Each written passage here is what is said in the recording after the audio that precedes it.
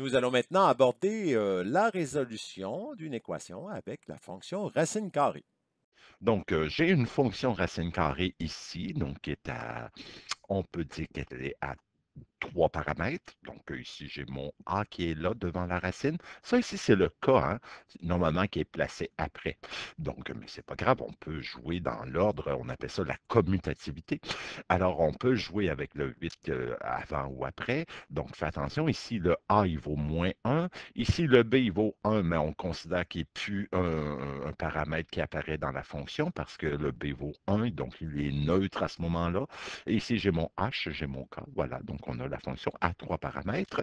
Dès qu'on voit une fonction de la racine carrée, il faut trouver la restriction, l'intérieur de la racine plus grand ou égal à 2, donc plus de plus 2. Donc voilà, ici, ça me donne la restriction. Je sais que cette fonction-là va exister pour tous les x qui seront plus grands ou égal à 2.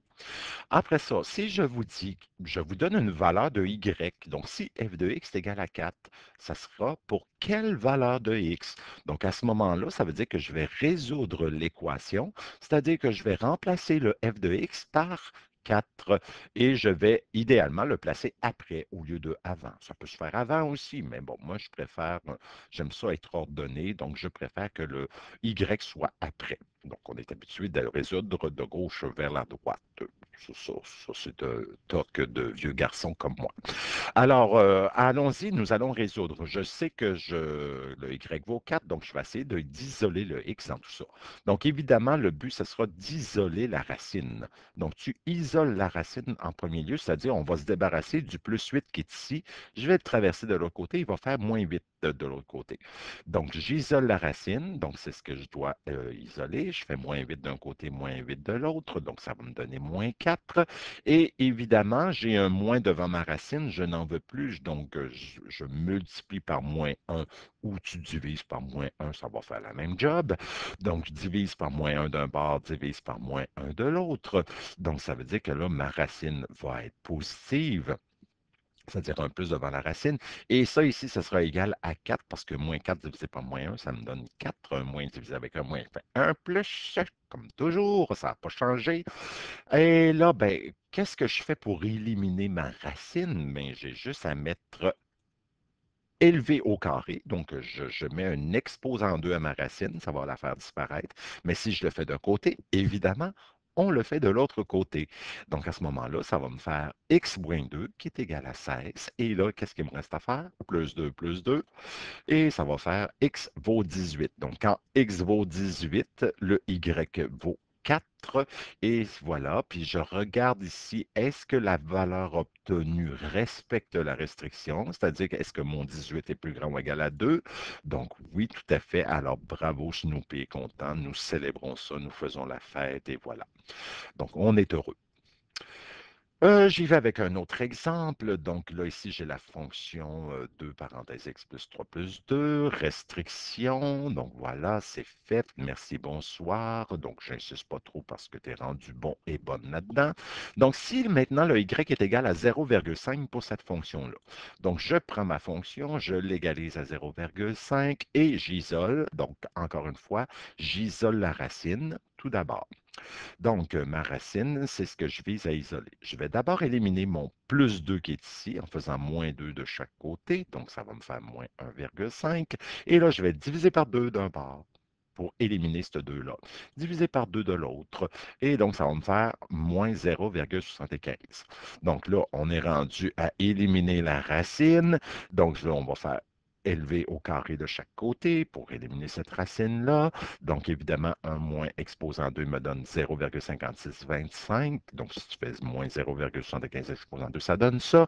Là, tu ferais -3 d'un bord, -3 de l'autre, et ça te donnerait x vaut -2,4375. Là, tu dis, est-ce que mon -2,4375 est plus grand ou égal à -3? Oui. Donc là, ici, oh, mais non. Ça, c'est moi. C'est moi si je vois que tu as fait ça dans ta démarche à l'examen. Je vais. Oui, c'est ça. Je vais avoir cette face-là. Je vais te dire, mais quelle horreur, quelle horreur. Puis là, tu te dis, ben ouais, mais c'est la même chose que tantôt. C'est quoi qui s'est passé? Desmos. Allons voir Desmos. Donc, j'ai ma fonction ici, j'ai ma fonction, hein, donc 2 parenthèses x plus 3 plus 2. Et si je voulais trouver le point de rencontre de ma droite qui vaut 0,5, je m'aperçois que cette droite-là ne croise pas du tout, du tout, du tout, du tout, du tout ma fonction racine carrée, donc il n'y a pas de point de rencontre. Algébriquement, il se passait quelque chose qui était comme pseudo-possible, mais en théorie, il n'y a pas de solution. En réalité, la solution, c'est si j'avais eu cette fonction-là, donc j'aurais trouvé ma solution, puis regarde la solution qu'on a trouvée, moins 2,43 8, et donc quand y vaut 0,5. En fait, c'était avec cette courbe-là, mais nous, on était pognés avec celle-ci. Donc à ce moment-là, on s'aperçoit que ça ne marche pas. Donc, on revient à la solution. Donc, qu'est-ce qu'on va faire pour remédier à cette situation-là? C'est que lorsque tu isoles ta racine, si jamais, après avoir isolé ta racine, tu vois que ça te donne un négatif, à ce moment-là, il n'y a aucune solution à cette résolution d'équation-là. Donc, il faut absolument que quand tu isoles ta racine, il faut que ça te donne un positif, sinon on se retrouve avec une incongruence mathématique, quelque chose qui n'est pas logique. Donc, il faut absolument que ça donne un positif. C'est important, very important, muy importante. Alors, donc, j'ai une autre fonction ici. Je vais chercher la restriction. Donc, voilà, c'est fait. Tigidou, right true. Quel est le zéro de cette fonction-là? Donc, le zéro, tu sais que c'est quand y vaut zéro. Donc, ça revient à résoudre quand même l'équation. Donc, j'égalise ça à zéro pour trouver le zéro, c'est-à-dire le point de rencontre avec l'axe des x. Donc, on fait comme tantôt, on isole, donc plus 2, je vais faire un moins 2, donc j'isole la racine, donc je vais faire moins 2 d'un bord, moins 2 de l'autre, ça va me donner 0, moins 2, divise par moins 2, divise par moins 2, et ah, oh, ici, yeah, ça me donne un positif, donc ça me donne un positif, ça veut dire que je peux continuer en élevant au carré, donc j'élève au carré de chaque côté, et à ce moment-là, ben, je vais pouvoir résoudre en faisant x plus 3 égale à 1, moins 3, donc x vaut moins 2. Je respecte ma restriction. Yé, tigidou. Snoopy est content, nous célébrons, nous fêtons et tout va bien, la vie est belle. Toute bonne chose a une fin.